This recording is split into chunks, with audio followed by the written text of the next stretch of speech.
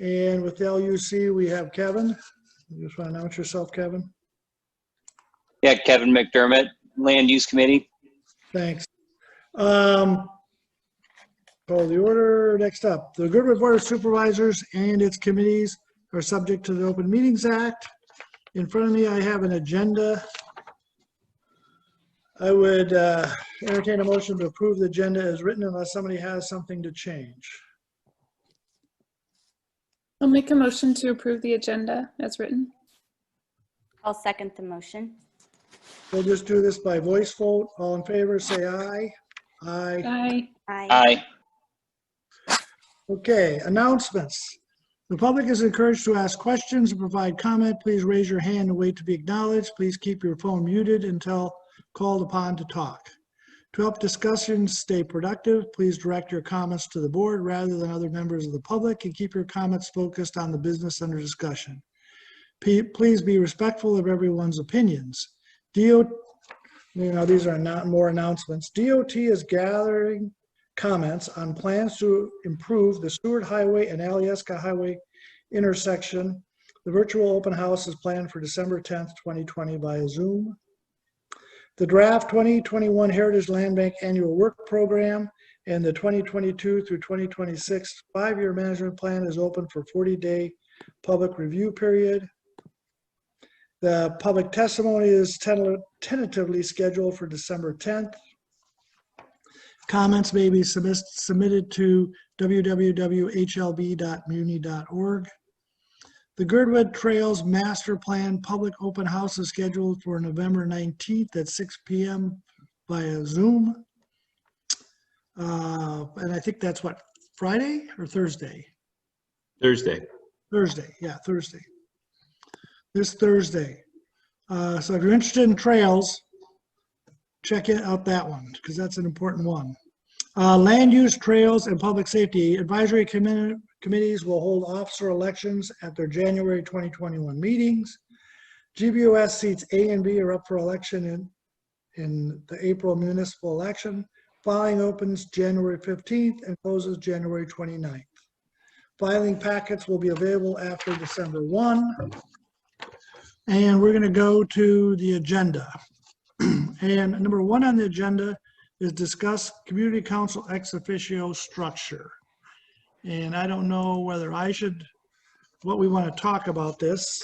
Aaron, since you worked with Mike, do you want to talk about this or are you ready for the next one? I think is more what you're talking about. Yeah, the next one is more what Mike and I worked on last week. I'm not sure what our intention was to discuss on the first item. Well, we've had some discussion and we've had lots of input, or not lots, but we've had some input from the community. And yeah, I mean, the general consensus with the board, I believe, was to keep the system in place as we have it today. And I don't know if there's any further discussions with anybody on the board that they'd like to have.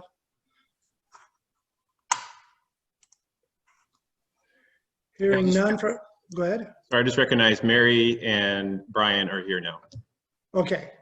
So, hey, Mary and Brian. So we're on agenda topic number 1, and that is community council ex officio structure.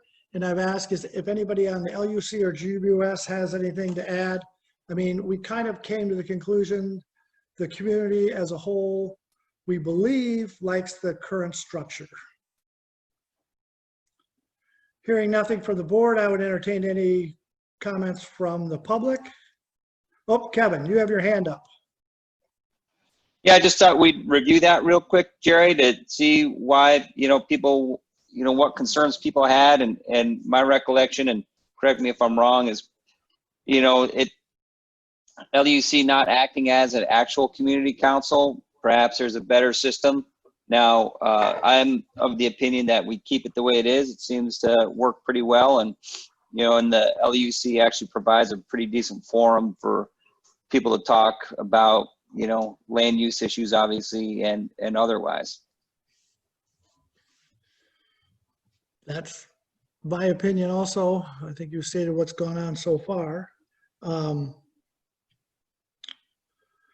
And we're going to get into how to change some things in the future topics here tonight that Aaron and Mike have been working on. But those changes are really to the existing structure, not really discussing changing the community council structure that we have today. Seeing no, oh, here we go. Brendan, you have your hand up? Do you have a comment? Christina beat me to the punch. I'll let her go. Okay, Christina? Good afternoon, good evening, everyone. Thank you for the opportunity to comment. There were significant public input at the working sessions that Mike hosted on this topic. There was input at the community level that spoke to the desire to change and some alternatives that was discussed at the work session, but there was no official output from that work session published to either those that participated, nor the LUC, nor the Girdwood Board of Supervisors. So until a summary and potentially a second meeting that would culminate those ideas that were shared, should a decision about structure be made moving forward, to give privy to the ideas and substantive comments and discussion that occurred during that work session. Thank you. I'll just make a comment to that. I don't believe we normally put out minutes to work sessions, but I thought we did for that one. Am I incorrect? To respond, yes, there were minutes, but those minutes just transcribed what was discussed. It's almost as though it were a check the box exercise by that statement. And so the grounds on which the discussions started were substantive. And again, I would encourage there to be another work session to come out with some conclusion and or rank and file options to consider, rather than we discussed it and I think it's okay and we can just move on. Thanks, check the box. And my comment to that was, I was kind of thinking that that's what we're doing tonight, is kind of going back over what we talked about in the work session and coming up with some solutions for the existing structure is what we kind of decided. If there Well, are not seeing Mike on, I don't think it's reasonable to have that discussion since he's the one that led it. Well, Mike is sick this evening and he's excused. So we can't help that. And Aaron worked with Mike on all these topics. So they spent some time this last couple of weeks working on this. But I will recognize Brendan next for his comment. Well, I'd say I agree with Christina completely on this. And I would say most of the responses that I heard from the board at the last work session either indicated that people didn't understand the issue or that there was no real substantive reply to any of the substantive issues that were brought up. It was just sort of, well, I like it the way it is and that's how I want it. And I don't see how anybody can say that the current system works well when for the community to have rights to free speech and assembly to, collaboratively discuss these issues, GBOS is literally requiring them to break state law and the Muni code. So I don't think we can say that the system works well if that's a requirement. And the solution to it doesn't involve, deleting a one person, one vote body like land use. It just involves it becoming a proper separate body. So yeah, that's all I have to say. Okay, any other comments? I'm looking up and down. Christina, you still have your hand up, but I assume that was from your first comment. No, that's a false assumption. My follow-up comment is that if Aaron and Mike worked on this substantially, then there should potentially be a report from Aaron that has a reflection of what was discussed by the community. And that's coming up in the next part of our agenda. Yeah, we didn't discuss the topic of community council. We were working on GBOS rules and procedures and the that second document we have for how to handle out of area requests. So we didn't talk about community council issues, or it wasn't a continuation of that discussion. I understand. Both topics were discussed during the work session as reflected in the minutes. And so if we're only going to talk about the second one and the next portion of the agenda, I recommend politely and respectfully to table this motion until it can, this agenda item, until it can have the substantive conversation that it requires based on the outcome of the second portion of our agenda. Thank you. Okay, any other comments on the first item?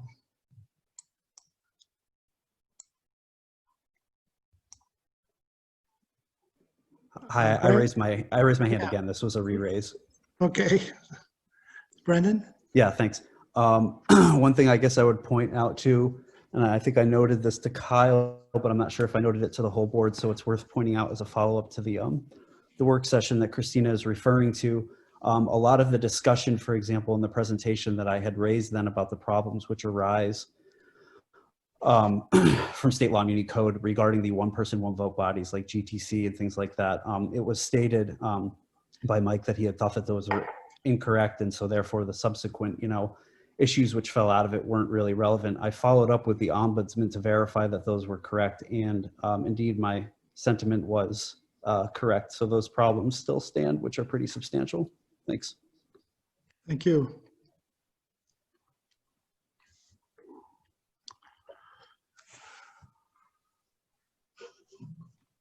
Okay, I don't see anybody else's hand up. So I am going to move on to item number 2, which is to discuss procedures for consideration and action on community council topics. This is what I believe you worked on with Mike, Aaron, is that correct? Yes, we started to. We started with the GBOS rules and procedures, and we had a little bit of time to talk about the, let me find the document, see the title of it, for the document that we have for how to handle out of area requests. Just a second, I'm bringing it up. Am I able to share my screen, or? I'll turn host powers over to you so you can share. You have to, when you get done with your presentation, you'll have to give it back to me. Okay. All right, so let me just figure this out real quick.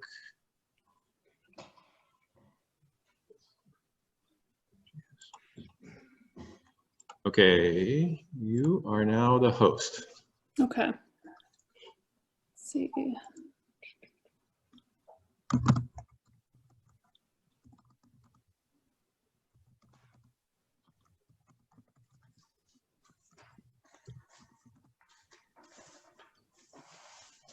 Okay, can you see my screen?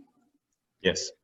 Okay, so this is the document we started thinking about, and thinking about what changes we might want to make to handle the requests that come to GBOS that are not directly related to land use, are not related to our service area functions.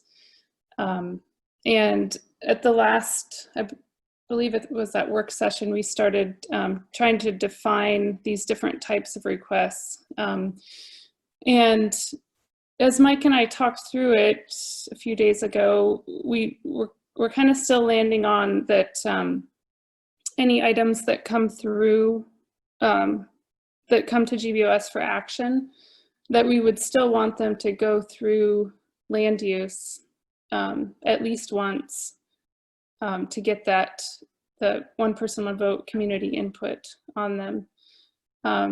We did discuss, and we haven't decided yet, but we talked about the items that come through that are totally unrelated to land use, whether they would need to come through land use and GBOS once or twice. And I know we kind of discussed that too at our last meeting.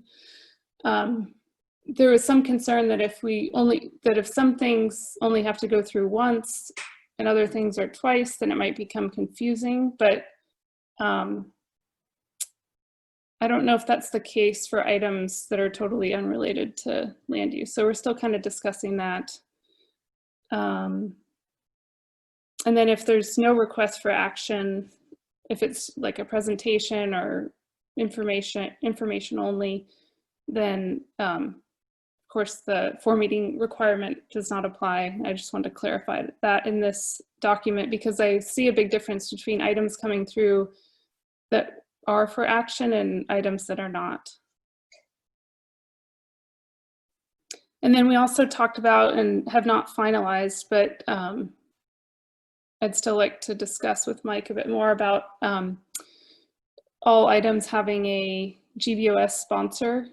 So when they're brought to a meeting, a GBOS sponsor would be assigned based on their supervisor role, or selected some other way if the supervisor role doesn't apply. So we're still talking about that.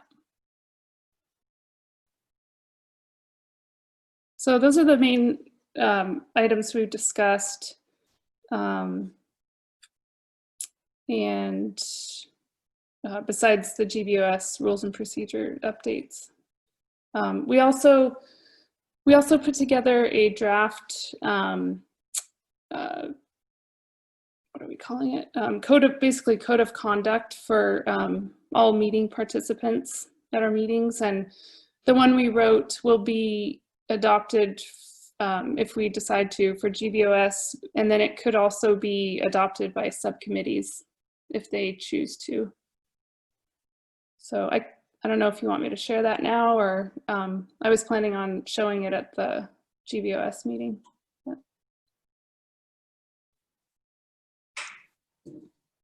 Yeah, I think you can wait till the GBOS meeting. Okay. So to summarize, you're still thinking that there would be a land use vote at least once. You'd have to bring it up for these items that are not specifically land use or specific to, they're kind of what we call out of area requests or non-service area requests, or non-service area requests, I guess, are better than out of area requests as a naming. And then the other one was that, that there would have to be a supervisor that would sponsor them, is that correct? Yeah, and I think that's still up for discussion. And the supervisor sponsoring it wouldn't necessarily have to agree with what's being proposed or requested, but it would just be that supervisor would need to be informed and come to the meeting with information about it. I'm kind of, I guess I'm not totally convinced that we need a supervisor sponsor. I mean, anyone can come and present to the board or to land use. I don't know that is really necessary, but I mean, open for discussion. Mm-hmm.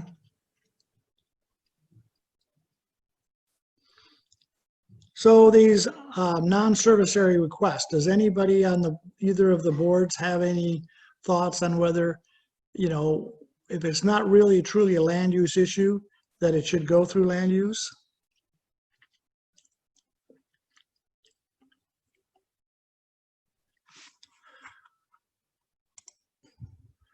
Okay, now I've got my participants back up. Okay, we'll start out with you, Bernsky. You can go first, Brian.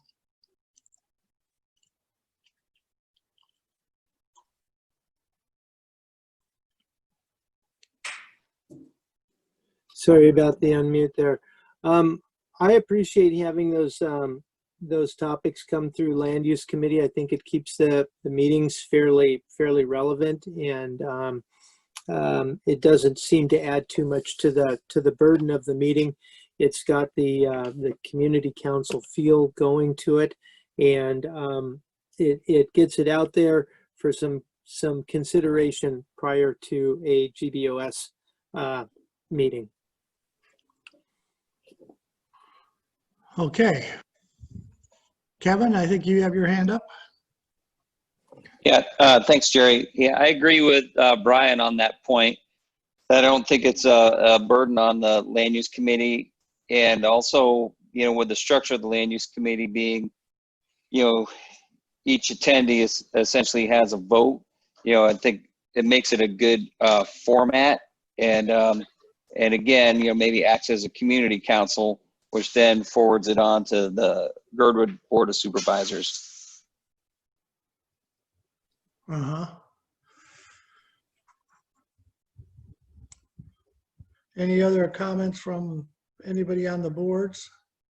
I guess I will make a comment that I kind of agree with both of you guys and Aaron, that it's Mike, that it's good to go through land use just to get that public input.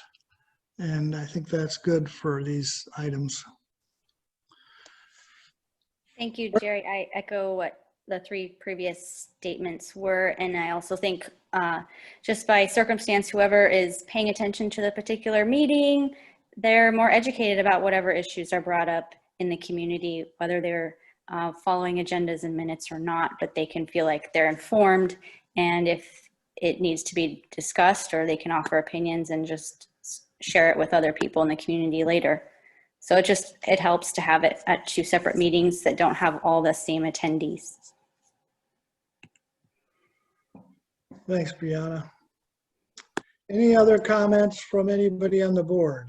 I see, Brian, your hand's up, but I think that's from before. Not hearing Brian. I know his hand is down. I will, Brendan, you have a comment? I guess I had two comments. One was a question. I'm reluctant to even delve into the details on this because it's not really, this is, I don't know, I think just can't believe we're actually talking about it. But I guess what I would ask is, how would the supervisor be assigned? What public meeting would that happen at? And I guess but the real question I had was, this is pretty difficult to follow along. Is this in the meeting packet somewhere? I didn't see it. I can tell you that it was not in the meeting packet. They just have been kind of working this out. And then the other I thought was we don't really know how the Girdwood Board of Supervisors would be assigned. We were thinking that, you know, obviously if it had something to do somehow related to roads, then the road supervisor would be assigned. But we're not even sure we want to have a supervisor that would be assigned. It was just an idea that we had. I mean, I'll tell you my thought on it is, you know, I don't know that we need to have a supervisor assigned, but at some point we have to have some sort of filter or gate on, you know, let's say I don't like it that there's dogs chasing my cars on Timberline, and I want to outlaw all dogs on Timberline. You know, I don't know that that's something that the board should be taking up. So, you know, that way, you know, I don't know how we resolve those issues, what issues we do take up and which we don't, that are not in the service area. But no, it is not in the packet. Yeah, and it's a work in progress. We're not ready to approve anything tonight. I just wanted to share what we've been working on, and still working on it when Mike's feeling better.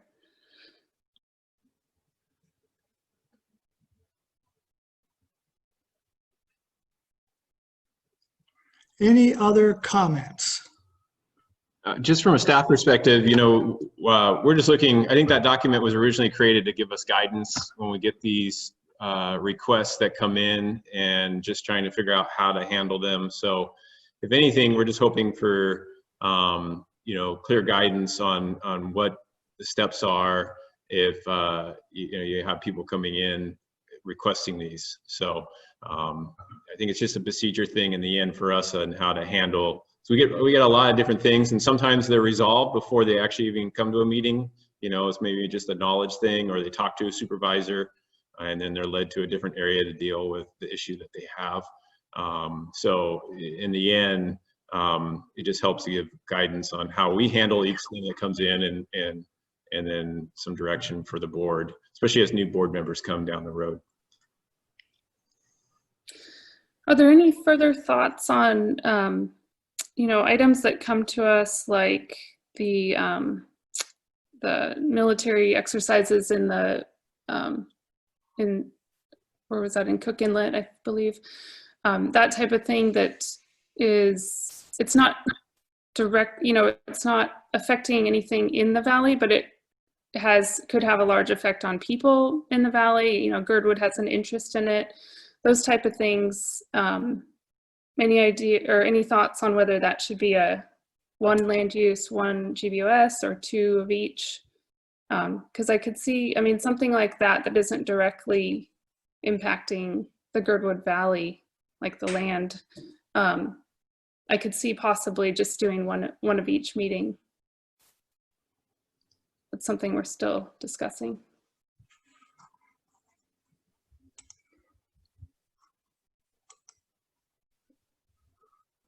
Kevin's got his hand up. Kevin, yeah, I'm trying to, my screen went a little different. Kevin. Yeah, and I agree with what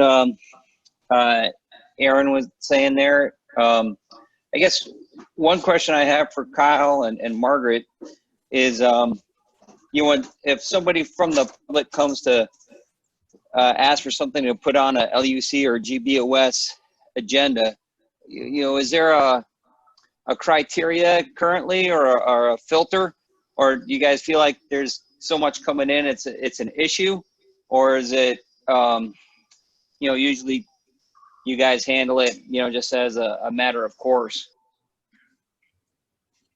If it's something, most of the time our requests are community related, either a land use or a code issue or just a simple thing that the GBOS or LUC normally deals with. At other times there are issues that come in, and for example, there was the voter initiative for limiting political money and dark money in campaigns, which was a group out of Anchorage, and they were just going around to all the different communities and trying to gather support. And so typically for our procedures, we're 4 meetings, and so to explain that to these different petitioners is difficult. And then sometimes they show up and they might be on agenda as a new business, but they won't show up till late in the meeting. So we're just trying to create a procedure that was clear for both sides as to what to expect if you really want to go for this and get support for different initiatives in the valley, or from the valley, that is. And then one other item with that, and thanks for that, Kyle, but it seems like a lot of the out of area things that come up, as you mentioned, that like with the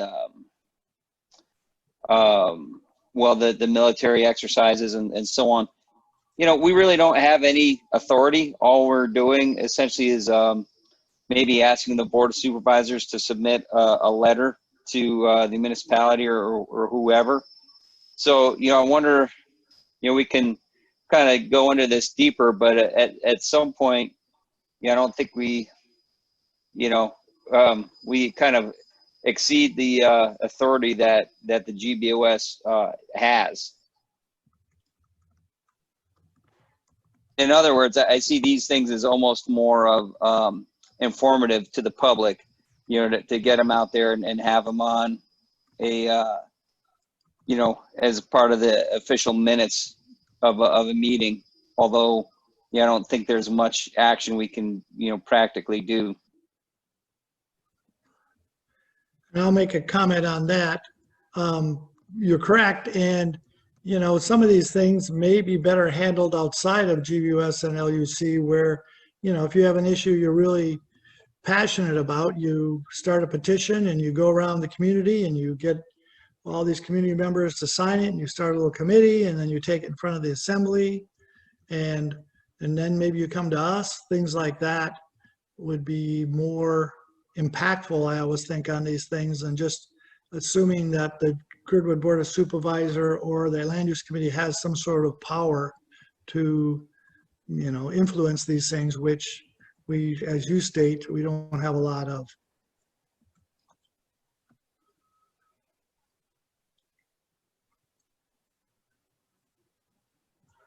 Any further comments on this? I just have one. This is Brianna, to add on to both of those last comments. A lot of things could be time sensitive or last minute, and that's where people might do more action online or something petitioning there or in their community, but it doesn't fit LUC's or GBOS calendar. While it might be not worth the effort to write a letter after so many meetings. That, yeah, thank you.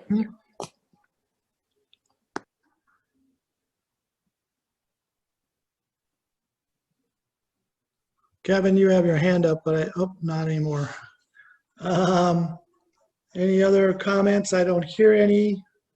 So on this topic, I think Aaron, you and Mike are going to continue to work and get back to us on this kind of, is that kind of the path forward?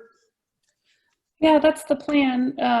Like I said, we didn't have an extended period to talk about it. We just kind of got some initial thoughts going. I guess I have heard mixed feelings on whether GBOS should be even handling some of these items, and that's something that we kind of need to decide, you know, whether we want to take on those items that are outside of Girdwood or not. Yeah, and then you get back to Brendan's argument, which is if the GBOS doesn't do it and the GBOS is the ex officio community council, then the community council should do it and we should have community council. So we kind of go around in a circle when we talk about these issues. And with the structure we have today, I think GBOS should be involved in these because it is the ex officio community council. If that changes, then maybe the GBOS would not bring these things up. But with the structure we have today, I would say that GBOS should be involved. That's my comment. That makes sense. I will say there are still some things that come to us, like that one involving fisheries, that I didn't feel that I was, you know, was knowledgeable enough to vote on. I felt like I would rely on a biologist to, you know, make those decisions. So there's still some things that might come to us that, I mean, we can still make that decision, you know, whether we want to act on it or not. But yeah, having everything, allowing everything to be presented at GBOS and through LUC with our current structure seems like the way to go. Yeah, I would say on the fisheries thing, you know, like you state, maybe, you know, in the future, the board should have more thought as to, like you say, we should maybe deny some of these things and just say we don't have the knowledge base to really vote on them or make a comment on them. Kevin, you have your hand up? Yeah, two thoughts on that. And this maybe goes back to Kyle's point and maybe Aaron's point about process. And, you know, maybe these things that are out of area don't require the traditional, you know, 4-meeting process, especially, you know, if they're kind of time sensitive. And again, I think these out of service areas are more, you know, I see LUC and GBOS as a way of, you know, it's like the public meeting. It's the place for public discussion in the community. And so even though we might not have the background or the knowledge to, you know, decide policy on some of these issues, again, I get back to the fact that, you know, whatever vote GBOS, or excuse me, letter GBOS sends forward only carries so much weight. And what we're ultimately trying to do is say, hey, this is how the people in our community voted on this issue, and we're kind of moving it up the ladder. Uh-huh.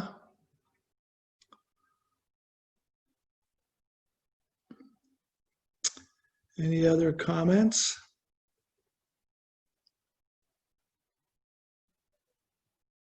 Not hearing any. I think I will go on to the next item of the agenda, which is discuss land acknowledgement statement for GBOS and LUC meetings. Brian, were you kind of working on this? You know, I had said I would try and get something together on this, and unfortunately, I've just been too overwhelmed in my duties around home and at work to get much of anything done on it. The land acknowledgement that is used by the municipality at the start of their meetings is pretty bare bones, and is kind of just a passing comment, if you will, but it is a brief acknowledgement. The little bit that I've looked into it and my wife has looked into it, the history of Girdwood that we have found is that there wasn't a lot of historical uses of Girdwood back, before the miners came here. It seemed like there was some usage from Prince William Sound Native communities, and then there was some usage from the Dena'ina that would come this way, but there wasn't a permanent settlement here that I know of. If somebody could correct me if I'm wrong on the history, but so I just looked into it a little bit. But I think does anybody else have any comments on this topic? I mean, I'd say, once as we get going if we go down the road with invocation, then we're probably looking at some Pledge of Allegiance and then also a prayer to start our meetings with also. Yeah.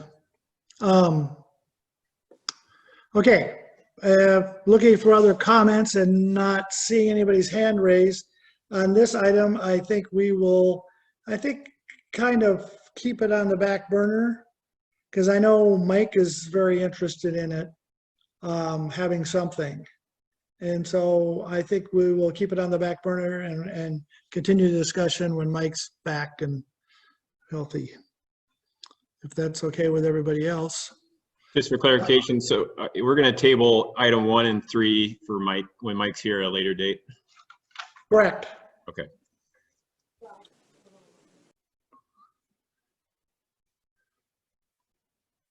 And the last item on the agenda for this meeting is discuss enforcement of land use regulations in Girdwood.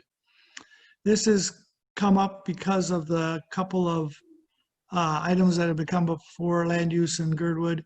One being the duplex. I can't think of where it is. I think it's called the Ketchum duplex. And the other one being the property on Gunny Sack.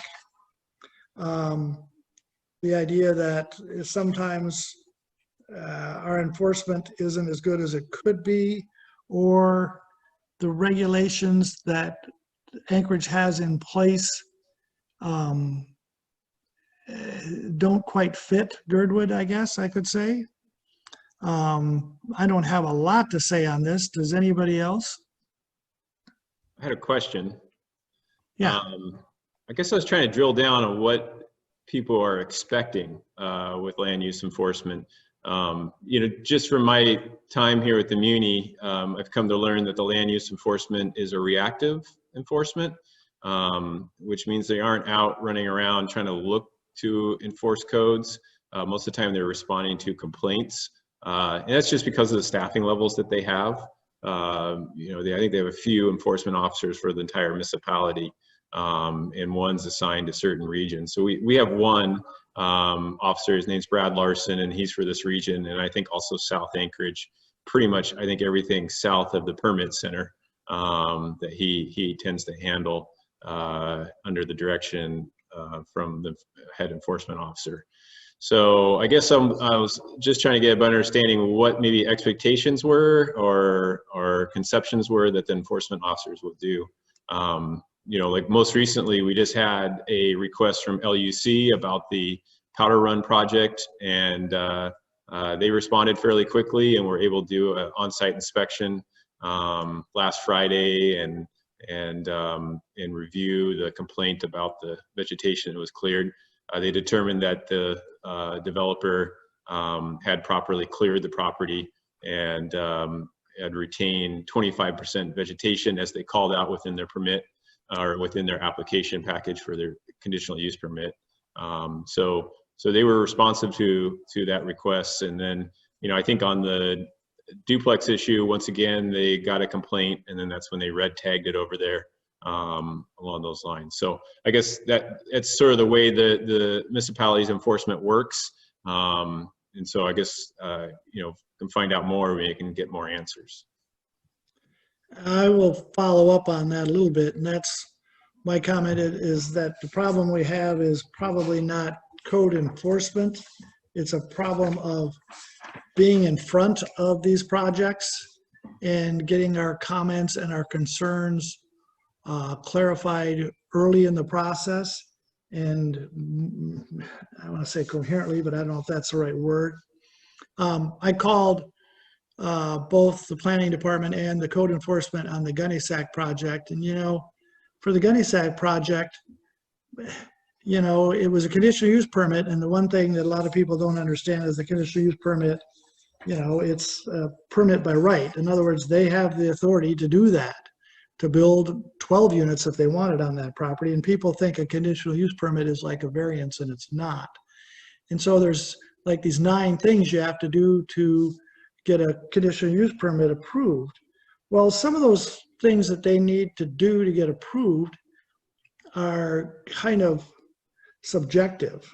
And so like on the one over there on Gunnysack, it says any significant adverse impacts anticipated to result from the use will be mitigated or offset to the maximum extent feasible.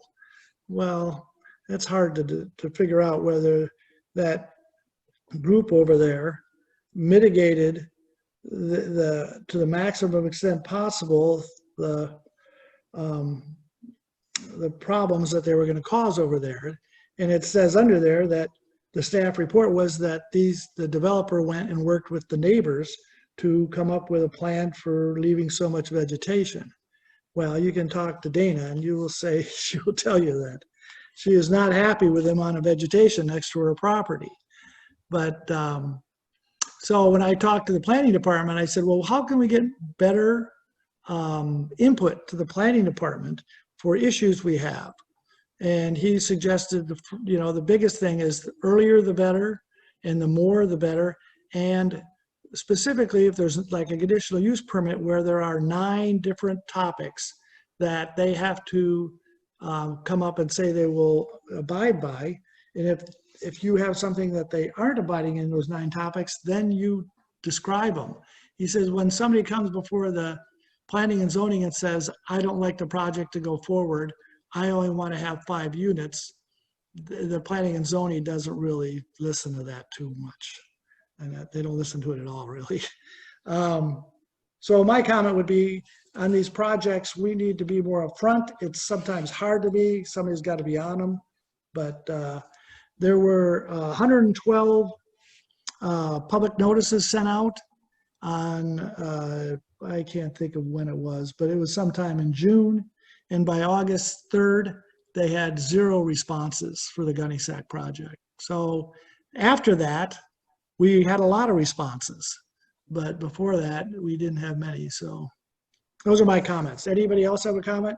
I see Mary, your hand's up.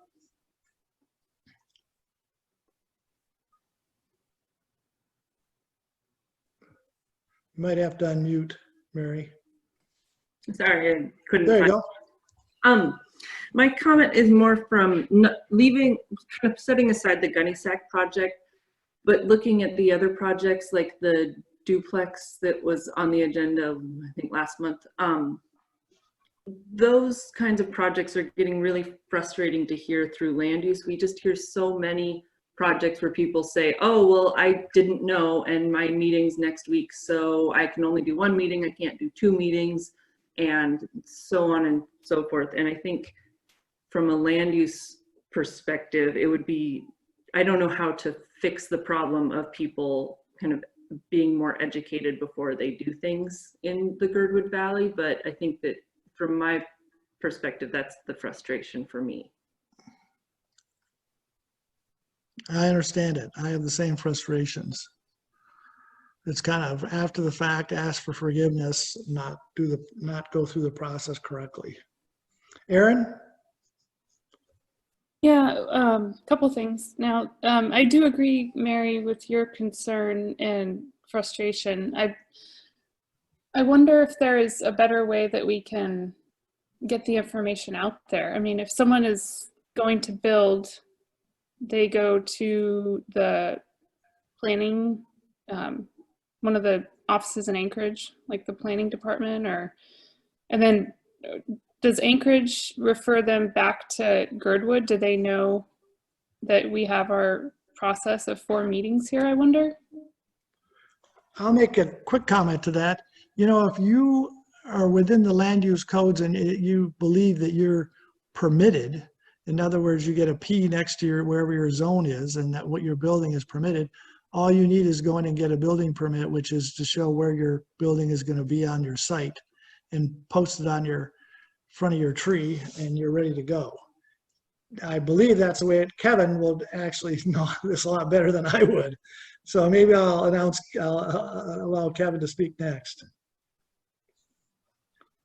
Yeah, Jerry, the way, it works, like if you want to, and this is, if you want to start a project in Girdwood, whether it's vacant land or an addition or a change of use of an existing structure, basically you need a land use permit. And so there's a process for the land use permit, whether it's, conditional use as in the powder run, that's a whole separate thing. But on this duplex project over on, Alpine Meadows, they had to go through a land use permit process. And, when you apply for your permit, basically you get these comments back from the different departments, whether it's right of way or zoning or stormwater, and then you have to respond to those.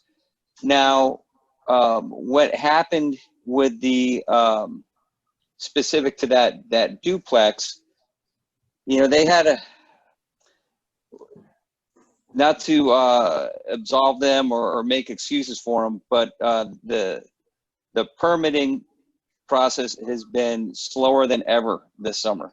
And so they were losing their building season. Now, again, that does not, I'm not there to like make excuses for them. So what they did is kind of an end around, and they changed from a duplex to a single family residence to be able to get their land use permit and still be able to build. And then they'll go and change that use to a duplex. If the permitting department's okay with that, then fine. But it's kind of a long-winded way of describing the permit process. It's not as simple as just asking for a permit and then you post it up on your tree. It has to go through about 5 different departments, and what it used to take about literally 4 or 5 days is now. I had 2 projects this summer that basically folded because we couldn't get land use permits. We tried for 4+ months, and we just had to move on and say, well, maybe we can do this next year. So again, it's not just as simple as like, asking for a permit, they stamp it and you put it up. There's real, there's kind of, this year in particular, there's real hassles to the process. So let me ask a question about that then. When they go to get a land use permit, if I was like when I built my house here, I went to get a land use permit and I had to do an as-built, and then they came back and I think I had to have a driveway permit. But other than that, I don't remember a lot of other input. But the community itself would not get any knowledge of me going to get that permit, correct? That is correct. Yeah, especially, for a single family residence, yeah, there's no public hearing process. But say you were to subdivide your lot, for instance, and it is, an allowable, your lot's big enough that you can subdivide it. And basically you have a, and Kyle might be able to explain this more, but I think you only have to present once. And it's really more of like a a public presentation. You're not requiring any action on that. So, but if it's just, you know, a single family residence on a lot that's permitted or it's allowable use, you're in GR2 and you want to build a house and it meets all the requirements, no, there's no public process required for that. Can I get some input on that? Yeah. Um, so quickly, because we're running out of time here. You know, what we do, what's required, because a lot of times what we're seeing, that duplex was an anomaly because that was an administrative review. Actually, the director of planning was the only person who was going to review that. We don't see that too often. And so that's when we caught it, because the packet came through asking for comment.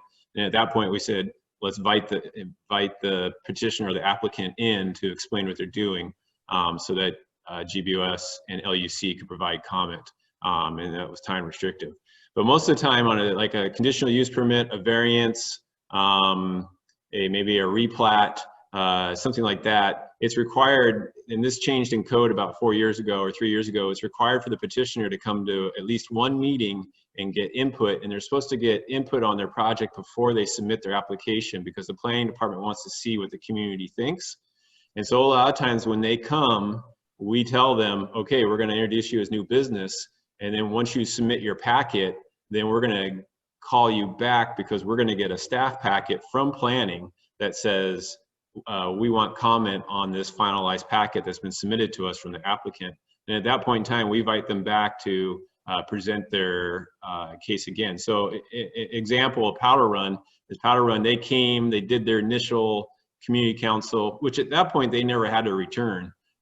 Even if we invited them, they didn't have to come back, but it was within their best interest to come back and explain what they're doing, because otherwise, you know, LUC and GBOS could decide on something that is against their project, which in the case, that was the case here. But so we invited them back. So we will get a packet, and usually there's about a month lead time before they go to their hearing with either P&Z or the planning board or the zoning and appeals board, whatever they're going to. And then that gives a chance to get in there, and they come through it. So within the rest of the municipality, they're only required to go one meeting, and it's usually before they even submit their packet. And then it's up to that community council to invite them back, and we proactively do that for both LUC and GBOS to make sure that they come to the meetings and attend.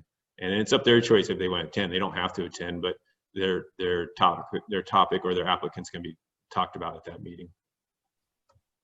Yeah, so I think, you know, what we need to do is just get more information to the community members on how to participate with the process that we have. Aaron, did you have a quick comment? No, Kyle answered what I was going to ask. And then quickly, we'll probably have to adjourn here, but you can always look for permits online. There's a way to do that, and maybe at another meeting we can share how you do that. Yeah, I figured that one out. I'd entertain, we have another GBOS meeting starting in a minute, so I would entertain a motion to adjourn. I assume it's a different Zoom thing. We have to sign off here and sign on another one, Kyle? Correct. Yep. I make a motion to adjourn. And we'll follow up on these issues again. Okay. Thanks, everybody, for attending. Thank you.